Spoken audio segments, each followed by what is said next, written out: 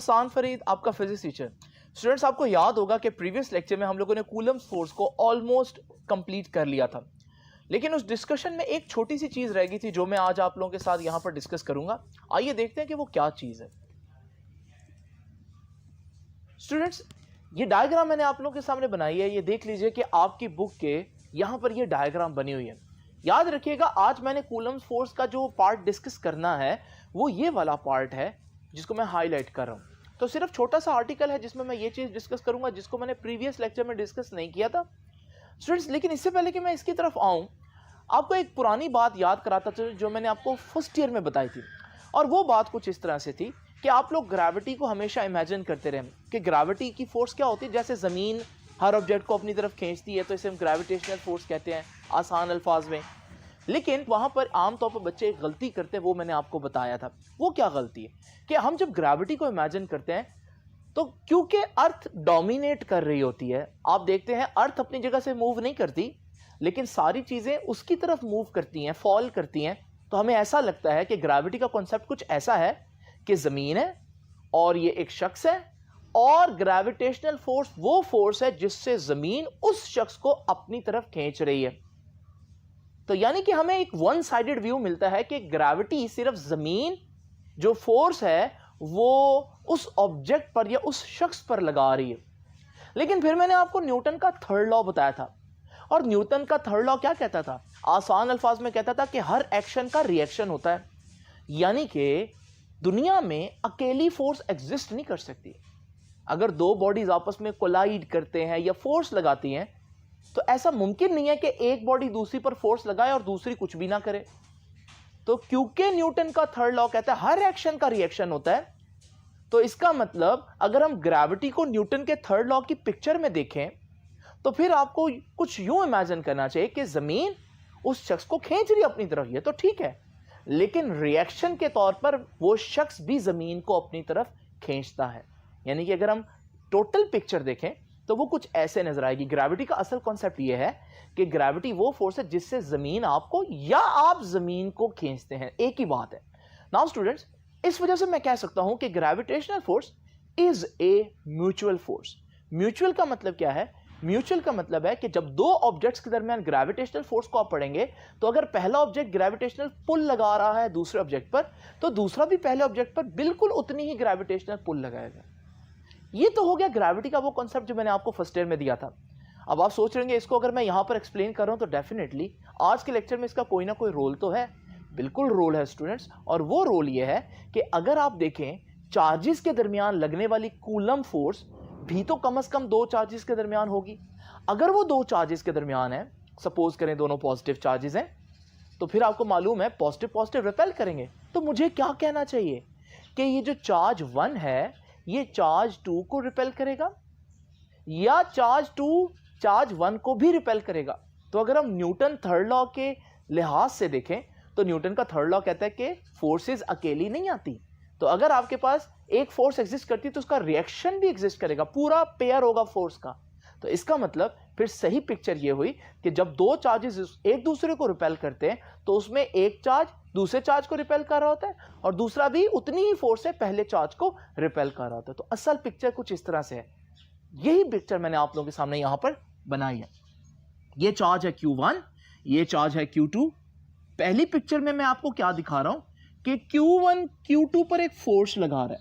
Suppose करें ये दोनों पॉजिटिव चार्जेस हैं तो ये इसको रिपेल करेगा और ये फोर्स इधर होगी। याद रखिएगा ये उनके सेंटर को मिलाने वाली लाइन है और इसी लाइन में ही फोर्स होती है हमेशा, along this line, along the line joining the centre of the charges. तो फोर्स हमेशा उसी लाइन में होगी। तो ये देखिए जी, ये वो फोर्स है, ये वो फोर्स है जो बता रही है कि इस चार्ज को ये चार्ज कितना धक्का दे रहा है। यानी कि मैं कह सकता हूं इस फोर्स को मैं अगर कहूं कि दिस इज F21। F21 क्या कह रहा है? इसको जरा समझिए कि इसको कैसे पढ़ना है। F21 फोर्स, यानी कि ये वाली force on charge 2 by charge 1, F21। तो मैं आपको बता दूं यहां पर कि F21 का क्या मतलब होगा जी। F21 का मतलब होगा force on Q2 bye Q1। लेकिन न्यूटन का थर्ड लॉ कहता है कि हमारे पास अगर एक चार्ज दूसरे पर फोर्स लगा रहा है तो दूसरा भी पहले पर फोर्स लगा रहा होगा। तो वो मैंने दूसरी पिक्चर में दिखाई है यहां पर कि अगर इसने इस पर फोर्स लगाया इधर को तो डेफिनेटली ये इस पर भी फोर्स लगाएगा बिल्कुल ऑपोजिट। ये जो हमारे पास रेड फोर्स है इसको अगर मैं नाम दे दूं F1 2 तो ये गलत नहीं होगा। और आप इसको कैसे रीड करेंगे? F12 फोर्स, ये वाली force on charge Q1 by charge Q2। वो फोर्स जो इस पर लग रही है और ये लगा रहा है, ये वो फोर्स है जो इस पर लग रही है और ये लगा रहा है। तो स्टूडेंट्स यहां पर मैं इसका भी नाम लिख देता हूं। F12 क्या है? Force on Q1 by Q2। Now students ये तो हो गया फोर्सेस का तारुफ। अगर मैं इस सारी बात को समराइज करूं एक लाइन में, इस सारी बात का खुलासा करूं तो वो कुछ यूं होगा कि जो कूलम की फोर्स है, कूलम की जो फोर्स है वो एक म्यूचुअल फोर्स है। म्यूचुअल का मतलब क्या है कि यानी एक चार्ज अगर दूसरे चार्ज पर फोर्स लगा रहा है तो दूसरा चार्ज भी पहले चार्ज पर उतनी ही फोर्स लगा रहा होगा न्यूटन का थर्ड लॉ के अकॉर्डिंगली। तो यहां पर ये लाइन आप लोगों ने याद रखनी है कि कूलम फोर्स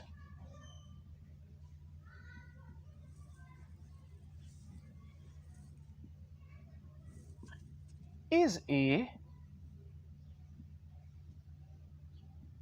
म्यूचुअल फोर्स। अच्छा बच्चे समझते हैं शायद ये कोई ऐसा कॉन्सेप्ट है जो सिर्फ कूलम से रिलेटेड है, इस फोर्स से रिलेटेड है। नहीं, मैंने इसलिए पहले ग्रेविटी की एग्जांपल दी कि एक्चुअली में ये कॉन्सेप्ट जो है वो न्यूटन के थर्ड लॉ से रिलेट करता है और ये हर फोर्स पे लगेगा, चाहे कोलिजन्स हो, चाहे हमारे पास ये फील्ड फोर्सेस हो जो हम लोग अभी डिस्कस कर रहे हैं। तो स्टूडेंट्स अब जरा तवज्जो कीजिएगा, मैं यहां पर एक बात कहने जा रहा हूं और वो बात है according to Newton's third law.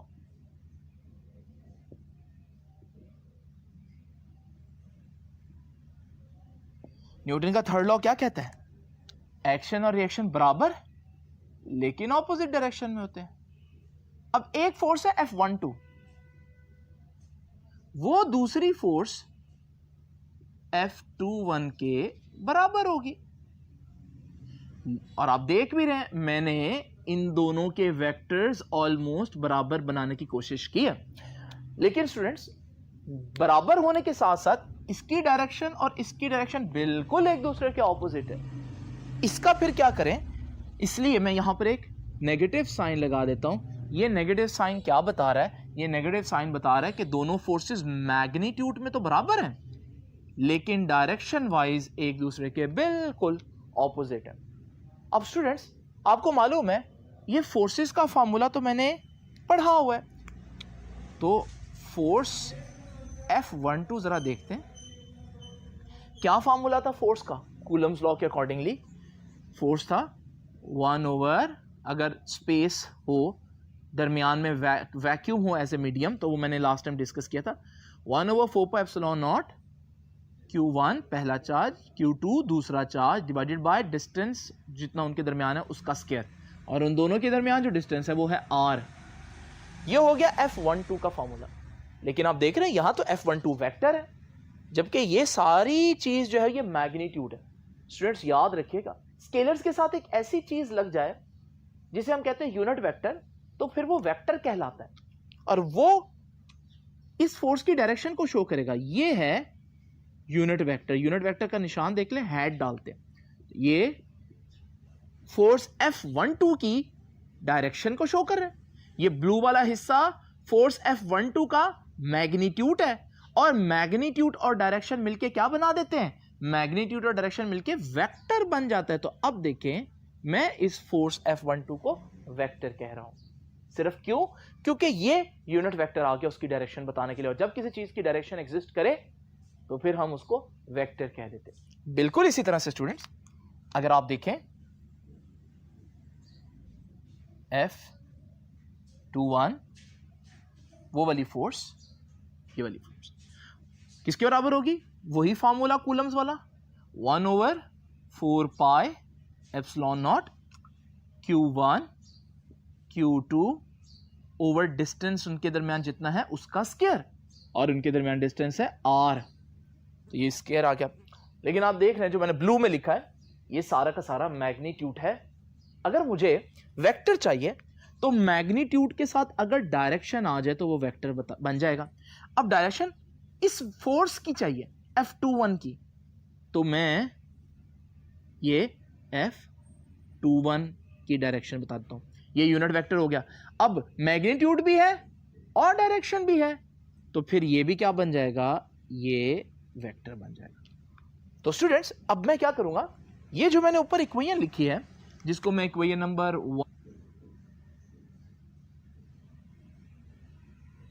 1 का नाम दे देता हूं, मैं ये वैल्यूज F12 और F21 की यहां पुट कर देता हूं आप लोगों के सामने। देखते हैं क्या नतीजा आता है। तो हमारे पास F12 की वैल्यू पहले पुट करूंगा, F12 ये है, तो 1/4 pi epsilon naught Q1 Q2 over R square, और साथ ये R हैट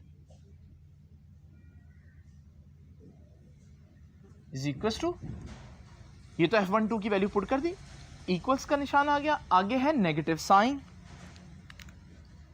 और फिर उसके बाद नेगेटिव साइन के आगे क्या है, नेगेटिव साइन के आगे है F21, और F21 ये है, तो ये वाली सारी वैल्यू मैं यहां पुट कर देता हूं कि 1/4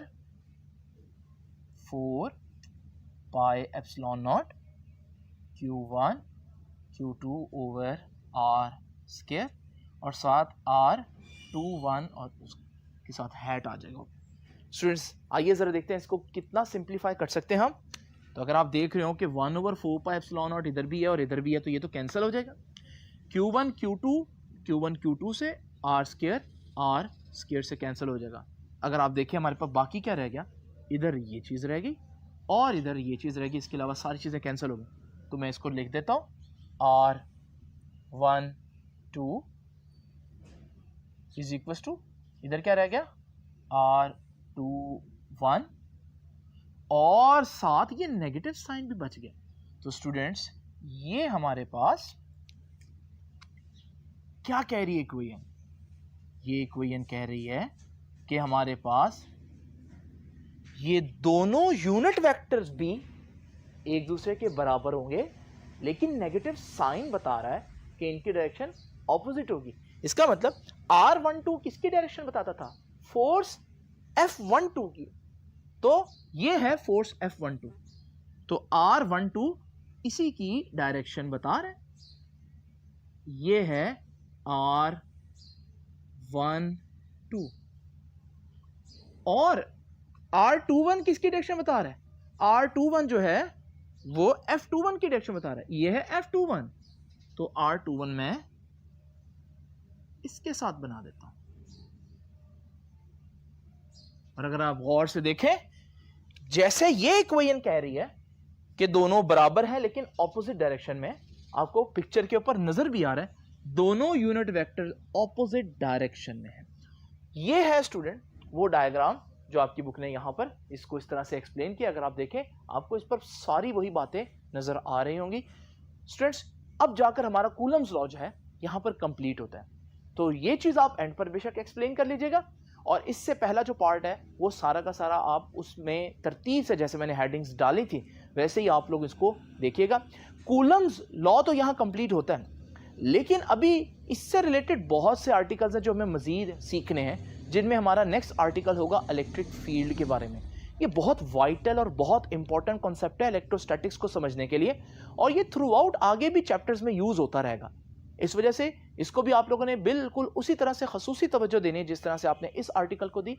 अब आपसे इंशाल्लाह मुलाकात होगी नेक्स्ट आर्टिकल में, तब तक के लिए अल्लाह हाफिज।